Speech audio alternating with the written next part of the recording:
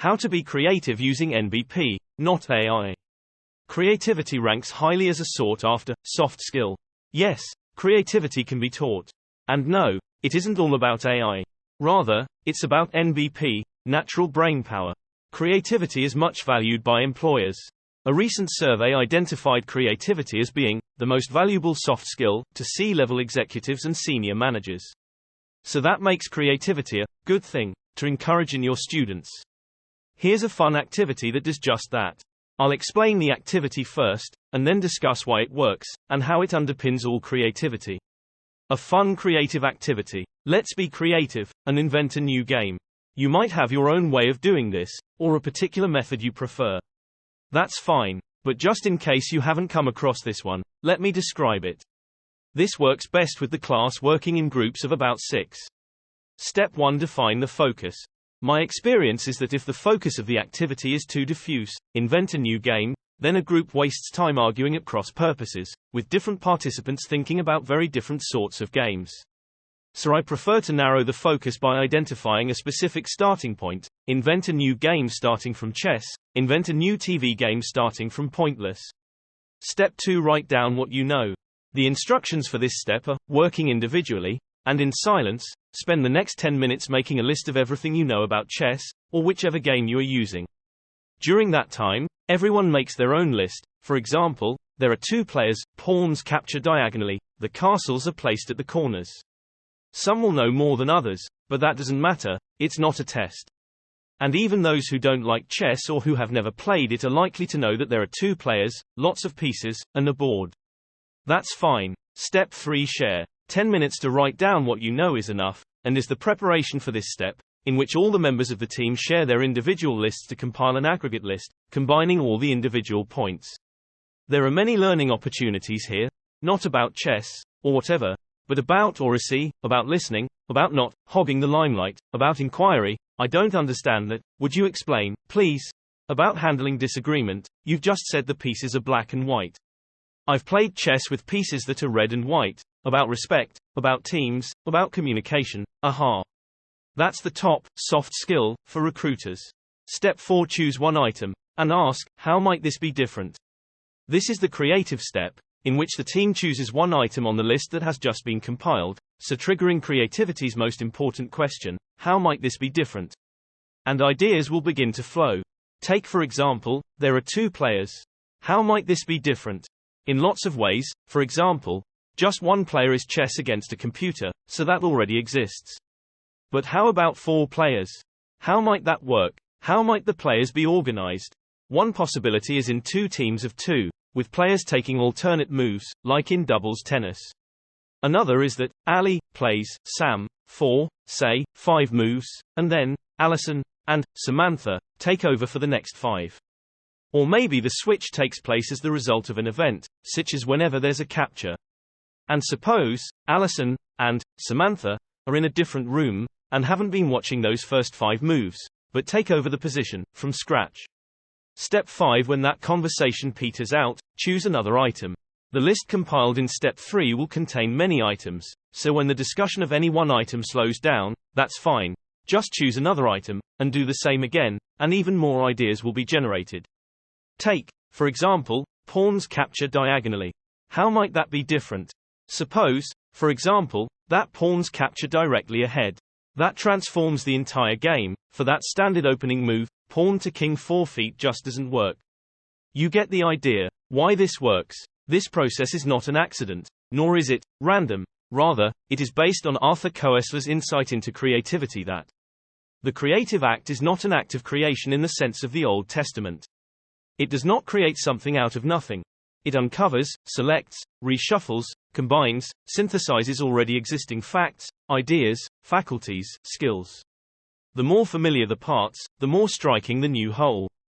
As I discussed in a blog posted on EFE News on the 30th of May, this implies that, in essence, creativity is the discovery of a new pattern, and the easiest way to do that is to take an existing pattern, disaggregate it into its underlying component parts, and then to ask, how might any of those existing parts be different? So, forcing a new pattern, a new idea. That's exactly what this process does. Chess is the existing pattern. Steps 2 and 3 disaggregate that pattern into its component parts, and step 4 forms a new pattern. Try it. It works. Creativity is not a search for novelty, but for difference. There's something deeper happening too. There's a widespread belief that creativity is about the search for, and eventual discovery of, something new. Unfortunately, that quest is both very difficult, and looking in the wrong direction. The difficulty lies in the word, new. Suppose, in your head, you have an idea. How do you know whether it's new or not? What you can do, of course, is to test the idea for newness against other concepts you store in your head, in your memory, in your experience. Or, if you're brave enough, you might articulate your idea and test it against the memories and experience of others. The best that you might achieve is to agree that no one has come across that idea before, but that is far, far from confirming that the idea is new.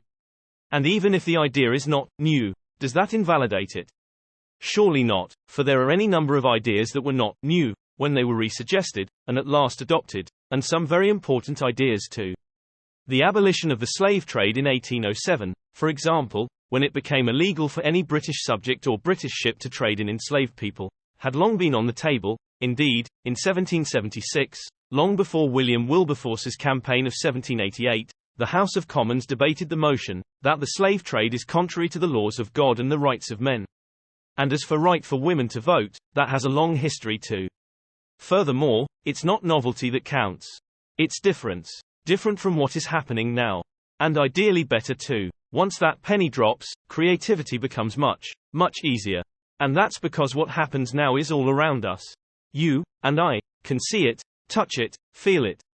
So you and I can describe, in as much detail as we both can, what now looks like, feels like, is like.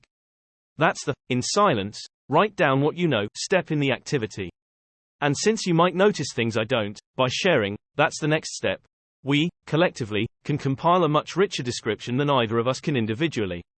That, rich description, then provides a detailed picture defining many features of what now looks like, so setting the stage for the step in which the creativity happens. If you take any feature of that description, and ask, how might this be different? That's step 4, ideas will flow and flow. Observation, curiosity and permission. This process of creativity, of discovery, of independent thinking, is underpinned by 3 fundamental principles. The first is observation, along with observation's near neighbor, knowledge, as required to describe now as richly as possible. If I don't notice, or know, for example, that a rule of chess is that each square can be either vacant, or occupied by a single piece, it makes it much harder to ask the intriguing and far-reaching question, how might that be different? What might happen if 2 pieces could be on the same square simultaneously? If you want your students to be creative, encourage them to be exquisitely observant, to notice things, and that can happen from a very early age. Also, encourage them to learn. The more knowledge you have, the richer the source of material available to you to be creative. So often, creativity and learning are positioned as mutually exclusive alternatives. No, no, no. They are totally complementary, the one stimulating the other. The second is curiosity, and a willingness, if not drive, to ask, how might this be different of everything around you? That does not, repeat not, imply that all answers to that question will correspond to good ideas. Far from it. My rule of thumb, working seriously with my clients, is that about 1 idea in every 100 will be good, but the other 99 are often stepping stones to that nugget. Ideas that, though discarded, are a necessary part of the landscape of creative exploration, a landscape that requires curiosity to navigate. And let me mention here that the judgment of whether any idea is good or poor is itself a separate process, subsequent to creativity, but that's all another story. And the third fundamental principle is permission, the permission to be curious.